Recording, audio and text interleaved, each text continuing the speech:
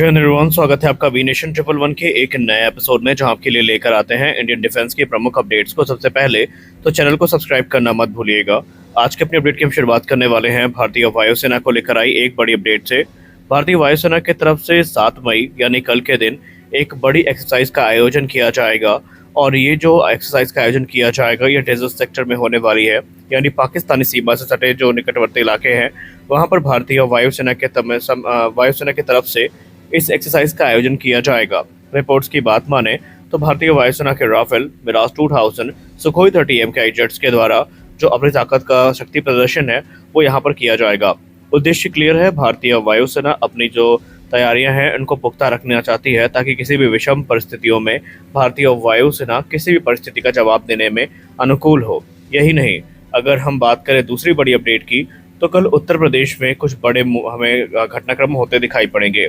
उत्तर प्रदेश सरकार की तरफ से ये जारी कर दिया गया है अनाउंसमेंट कि 7 मई को अलग अलग जो जिले हैं जिसमें प्रयागराज, वाराणसी, गाजीपुर और कानपुर जैसे जो जिले शामिल हैं, यहाँ पर बड़ी मॉक ड्रिल आयोजित करी जाएंगी।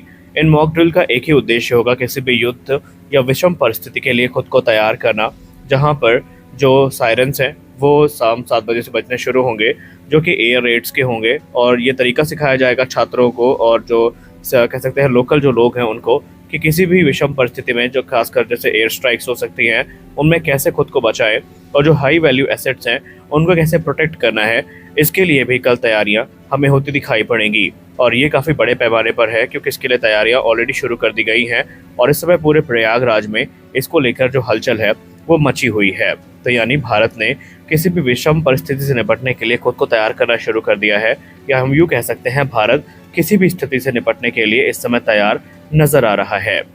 जैसा कि हम सब जानते हैं कि इंडियन स्पेस रिसर्च ऑर्गेनाइजेशन इस समय स्पेस सेक्टर में एक के बाद एक उल्लेखनीय कार्य करती जा रही है, और अब जो इसरो है वो रॉकेट लॉन्च से भी बढ़कर आगे काम करने वाली है। जहां पर मीडिया रिपोर्ट्स की बात माने तो इंडियन स्पेस रिसर्च ऑर्गेनाइजेशन की तरफ से 2028 तक भारत का जो पहला मॉड्यूल है, जो कि इंडिजिनस स्पेस स्टेशन का मॉड्यूल होने वाला है, इसको भारत की तरफ से लॉन्च किया जाएगा। जी हाँ, इसकी अनाउंसमेंट कर दी गई है, और 2028 तक इंडियन स्पेस रिसर्च ऑर्गेनाइजेशन जो है इसको लॉन्च करेगी। इसकी पुष्टि इसरो चीफ की तरफ से करी गई है। अब इसके बहुत सारे उद्देश्य होने वाले हैं। भारत अपना जो मॉड्यूल है इसे 2028 में लॉन्च करेगा, और ये बेसिकली जो अध्ययन का कार्य है उसमें एक महत्वपूर्ण भूमिका निभाने वाला है, और इसके लिए इंडियन स्पेस रिसर्च ऑर्गेनाइजेशन ने तैयारियां कस ली है। इसरो चीफ ने इस पर बात करते हुए कहा कि हम इस प्रोग्राम को लेकर काफ़ी उत्साहित हैं, और हमें पूरा अनुमान है हमारे दूसरे प्रोग्राम्स के जैसे ये प्रोग्राम भी पूरी तरीके से सफल होगा, और भारत स्पेस रिसर्च के क्षेत्र में एक नए आयाम को प्राप्त करेगा। हमारी अगली बड़ी update defence research and development organisation और इंडियन नेवी को लेकर आ रही है। Defence research and development organisation और भारतीय नौसेना के तरफ से स्वदेश निर्मित एक मल्टी इन्फ्लुएंस ग्राउंड माइन का सक्सेसफुल टेस्ट किया गया है, और DRDO ने इस दौरान जो कॉम्बैट फायरिंग है इसकी वो भी करी है।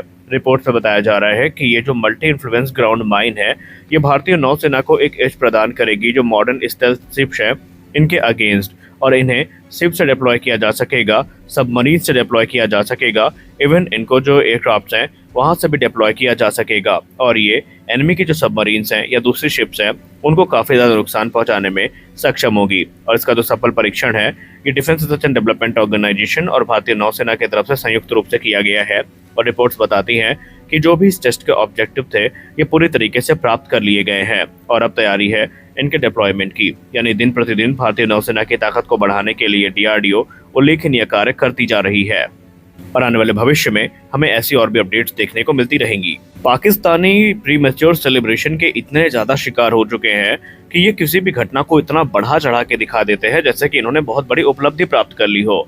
हाल ही में आपको याद होगा कुछ घटनाएं ऐसी हुई थी जहां पर पाकिस्तान ने कहा था कि इंडियन फाइटर जेट्स ने जो पाकिस्तानी एयर स्पेस है इसको ब्रीच करने का प्रयास किया था, और पाकिस्तानी फाइटर्स ने उनके इस प्रयास का पुरजोर जवाब दिया था। ये सारी बातें चल ही रही थी कि कल जो DGPR नेवी है पाकिस्तान की, उनके तरफ से एक वीडियो पब्लिश किया जाता है जहां पर उन्होंने बताया कि भारतीय नौसेना का एक एयरक्राफ्ट जो कि P-8I पोसाइडन था, इसको उन्होंने इंटरसेप्ट किया है, और ये पाकिस्तानी नौसेना की जो वॉरशिप्स हैं उनकी नज़रों में था। उन्होंने कहा ये घटना 4 से 5 मई 2025 के बीच की है।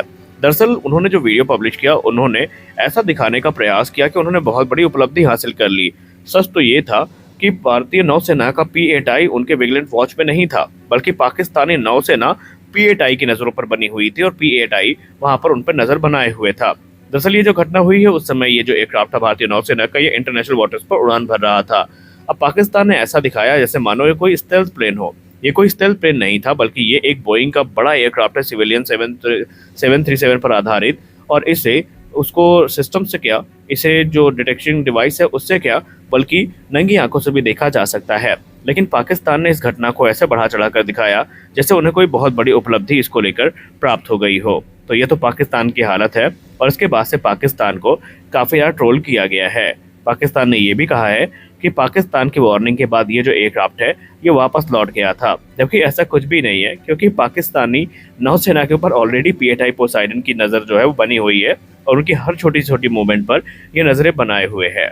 तो इसके बाद से पाकिस्तान की काफ़ी किरकिरी भी हो रही है कि बोइंग 737 जैसा बड़ा प्लेटफॉर्म को डिटेक्ट करना क्यों पाकिस्तान के लिए इतनी बड़ी उपलब्धि है, जिसे नंगी आंखों से भी देखा जा सकता था। क्या भारतीय वायुसेना का एम का फाइटर एयरक्राफ्ट ही भारतीय वायुसेना का एक 6th जनरेशन फाइटर एयरक्राफ्ट होगा? हम ऐसा क्यों कह रहे हैं, इसके पीछे एक वजह है।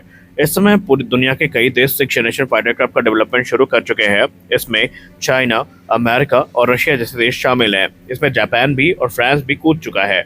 लेकिन भारतीय वायुसेना क्या 6th जनरेशन फाइटर्स को लेकर इंटरेस्टेड है? इस पर बात करते हुए भारतीय वायुसेना के अधिकारी ने मीडिया से बताया कि हमारा 5.5 जनरेशन का जो एडवांस मीडियम कॉम्बैट एयरक्राफ्ट है, यही हमारे 6th जनरेशन फाइटर एयरक्राफ्ट की आधारशिला है। उन्होंने कहा कि हमारा जो सुखोई 30 MKI है, ये सुपर सुखोई अपग्रेड के बाद 2045 तक भारतीय वायुसेना के सर्विस में रहेगा और फिर इसे एक potential 6th generation fighters jet की सहायता से रिप्लेस कर दिया जाएगा। लेकिन इसी बीच भारतीय वायुसेना के अधिकारी ने मीडिया से बात करते हुए कहा कि हमारा प्रोग्राम ये है कि 2040 तक जो प्रोटोटाइप है 6th जनरेशन फाइटर का, उसको रेडी किया जाए। और इसके लिए वो ये मानते हैं कि जो हमारा 6th जनरेशन फाइटर एयरक्राफ्ट होगा वो एडवांस मीडियम कॉम्बैट एयरक्राफ्ट से ही प्रेरित होगा और उसकी रेंज जो है वो एमका से ज़्यादा होगी और जो पेलोड कैरिंग कैपेसिटी है वो भी एडवांस मीडियम कॉम्बैट एयरक्राफ्ट से ज़्यादा होने वाली है। उनको इस चीज़ का भरोसा है कि उनका जो 6th जनरेशन फाइटर है ये ग्लोबल कॉम्पिटिटर से भी कम्पीट करने में सक्षम होगा। उन्होंने कहा कि इस समय हम अमेरिका के next generation air dominance fighter programme, China के प्रोग्राम और फ्रांस का जो FCAS प्रोग्राम है, इसको पूरी तरीके से मॉनिटर कर रहे हैं। इस पे हमारी नज़रें हैं और हम ये देख रहे हैं कि भविष्य की नीड्स क्या हैं और कैसे इनको पूरा किया जा सकता है। उन्होंने कहा कि 6th जनरेशन फाइटर में आपको मैन्ड अनमैन्ड टीमिंग कैपेबिलिटी काफ़ी व्यापक पैमाने पर देखने को मिलेगी, डायरेक्टेड एनर्जी वेपन्स देखने को मिलेंगे, एडवांस लेवल का स्टेल्थ देखने को मिलेगा, AI driven decision making capabilities देखने को मिलेंगी और ये सारी चीज़ें भारतीय वायुसेना के विजन में सबसे प्रमुखता से हैं। तो देखते हैं भारतीय वायुसेना की ये जो तलाश है ये कब पूरी होती है। तो आज के इस वीडियो में बस इतना ही। आशा करते हैं वीडियो आपको अच्छी लगी होगी। वीडियो अच्छी लगी वीडियो को लाइक करिए, नए हैं चैनल को सब्सक्राइब करिए। मिलते हैं अगले वीडियो में, तब तक के लिए जय हिंद।